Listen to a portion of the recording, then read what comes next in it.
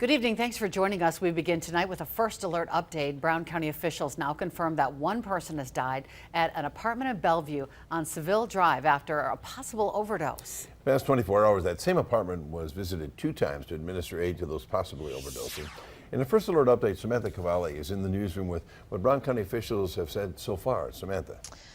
Bill and Cammie, Brown County officials now confirm that one person has died at an apartment on Seville Drive after a possible overdose. A neighbor sent us footage capturing both times law enforcement were called to the scene in the past 24 hours. As we first alerted you this evening, a rescue call came in for 3 people around 9 p.m. Thursday night who had possibly overdosed. First responders deployed Narcan and AEDs were administered. All 3 people were conscious when taken to local hospitals. Their current condition is unknown at this time.